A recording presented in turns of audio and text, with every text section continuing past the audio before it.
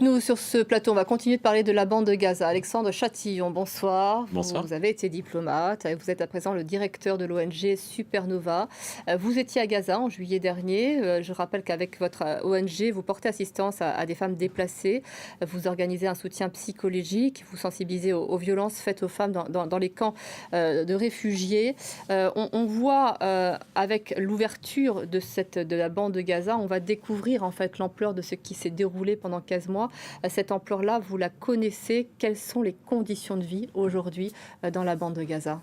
Je crois que ce que dit Rami est tout à fait juste et extrêmement difficile à réifier pour le commun des mortels. La situation dans la bande de Gaza est cataclysmique.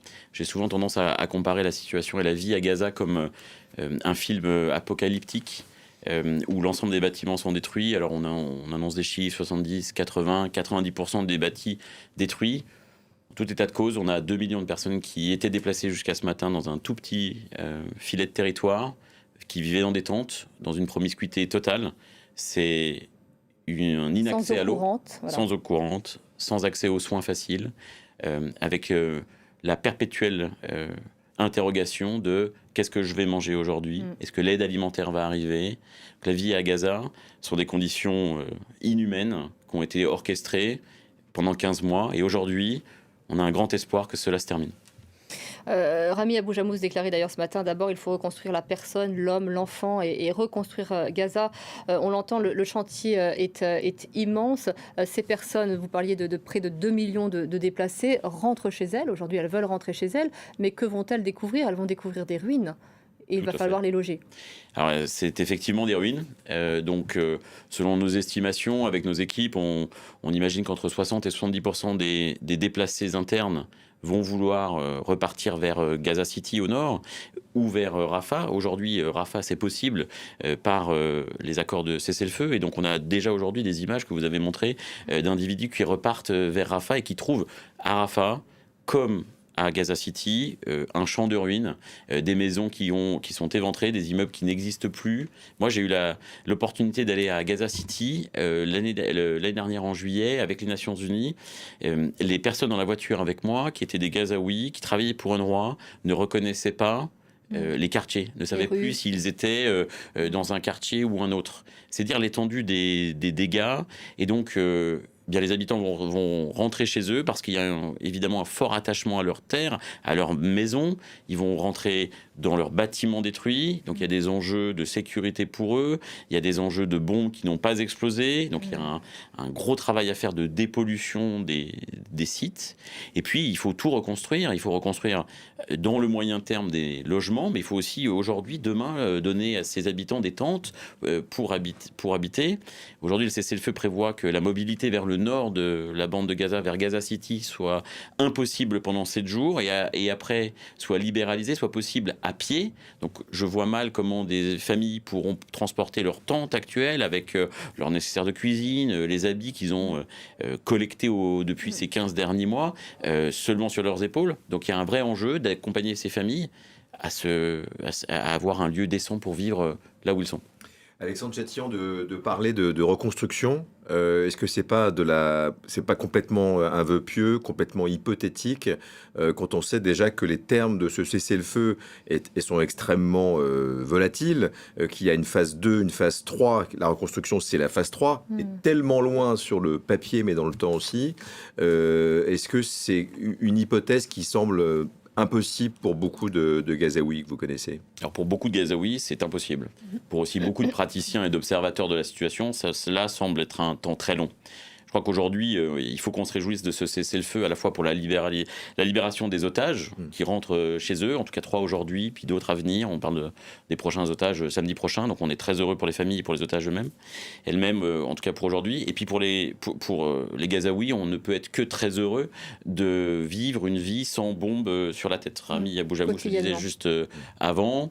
Moi, quand je rentre de Gaza, ce que je communique aux gens, c'est le bruit de la guerre, c'est ce bruit des drones en continu sur la tête des Gazaouis, avec l'insécurité de se faire ou pas bombarder. Donc là, aujourd'hui, ça se termine. Donc je crois que collectivement, on peut se réjouir. Et moi, j'en avais des larmes aux yeux d'un cessez-le-feu pour que les habitants, les habitantes puissent avoir une vie plus décente et moins se poser la question de savoir s'ils vont manger. On le disait tout à l'heure, 500 à 600 camions sont rentrés aujourd'hui dans la bande de Gaza. C'est 15 fois plus que ce n'était la semaine dernière. Et donc, ça va mécaniquement faire descendre la tension parce qu'il y aura moins de rareté sur les marchés. Et donc, cette reconstruction, elle est hypothétique. Aujourd'hui, sur les 3 à 6 semaines prochaines, il faut qu'on se concentre à donner à manger aux individus qui puissent revivre une vie un peu plus décente. D'où l'importance de l'entrée de ces camions. Vous me disiez que 580 camions ont pu rentrer aujourd'hui, ce qui est déjà considérable par rapport à ce qui est entré. D'où l'importance d'apporter à tous les niveaux, comme vous le disiez, de quoi se protéger, de quoi assainir l'eau, de quoi se soigner. Les besoins sont absolus dans tous les domaines. Les besoins sont absolus dans tous les domaines et avec des entraves. Des entraves, pas uniquement en termes de nombre de camions qui peuvent rentrer, mais en termes de produits autorisés. Autorisés. On va prendre un produit très simple, le chlore, qui est utile pour pouvoir purifier l'eau. C'est un outil très simple, très peu coûteux, pour pouvoir permettre aux humanitaires comme aux populations locales de purifier leur eau. Et en fait, ce bien ne peut pas rentrer dans la bande de Gaza parce que les autorités israéliennes considèrent que c'est un bien à double usage, c'est-à-dire que ce bien sert essentiellement à purifier de l'eau, mais pourrait être utilisé dans une combinaison d'autres éléments à fabriquer des bombes. Et donc, il y a aussi un enjeu qui est de ne pas uniquement libéraliser l'accès des camions d'aide humanitaire dans la bande de Gaza, mais il y a un accès aussi de différents types de produits. Il n'y a plus d'électricité dans la bande de Gaza. Les systèmes d'adduction et d'évacuation des eaux usées sont complètement détruits. Il faut pouvoir rentrer des panneaux solaires pour l'électricité, il faut pouvoir rentrer de l'essence, il faut pouvoir rentrer des pipelines pour évacuer l'eau. Et donc, ça, il faut que les autorités israéliennes jouent le jeu. C'est un grand enjeu. Et puis, si je peux me permettre de rajouter quelque chose, la communauté internationale ne pourra pas suffire en tant que telle à aider, à pourvoir aux besoins des Gazaouis. Et de fait, il y a un grand enjeu pour les autorités israéliennes de permettre au secteur privé palestinien de pouvoir reprendre leurs activités économiques, reprendre une vie économique, permettre aux importateurs qui sont en Palestine, qui sont dans la bande de Gaza, reprendre leurs activités d'importation pour pouvoir maximiser l'apport de produits essentiels dans la bande de Gaza. Mais parlons quand même du soutien international, parce qu'il y a eu cette interdiction d'opérer de l'UNRWA de la part de l'État israélien. Or, on ne peut pas avancer sans ce soutien-là dans la bande de Gaza.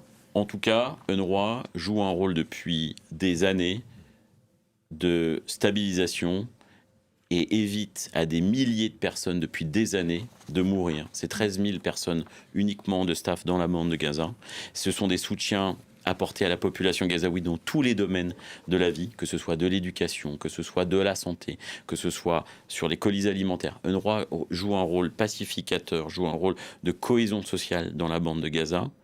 Et rendre UNRWA illégal est une façon pour les autorités israéliennes d'entamer cette cohésion sociale dans la bande de Gaza. Il est urgent de permettre à UNRWA de continuer son mandat.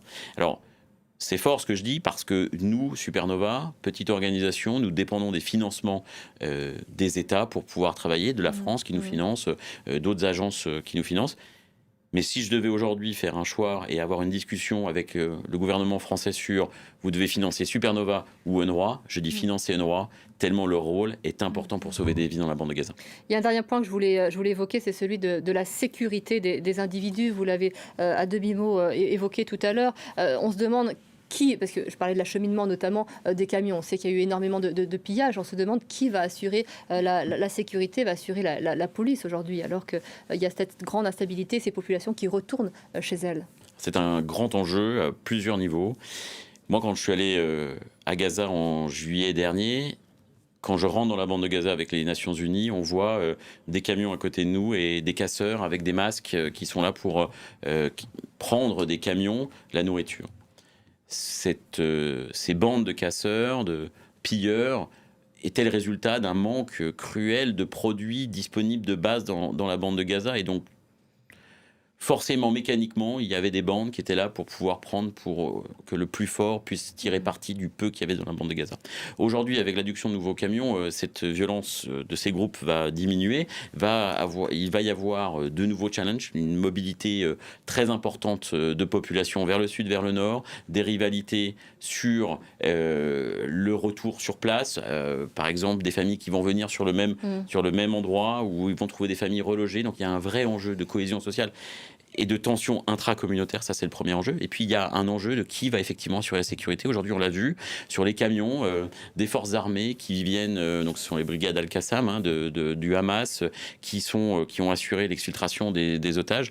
Bon, il y a un enjeu de savoir est-ce qu'ils vont rester, est-ce que le ministère du Travail... Justement, on en vient, Alexandre Chadian, à la question de l'après sur l'autorité, puisque on sait que le parrain américain a déjà dit, c'est-à-dire en fait la future administration de Trump, pas question d'avoir le Hamas de nouveau aux affaires. On essaie de remonétiser le Fatah de Mahmoud Abbas, qui est, on le sait, et vous le savez parfaitement, dans l'ensemble de la Cisjordanie, dans cette région, alors lui totalement démonétisé. Je pense qu'il n'y a pas de retour en arrière.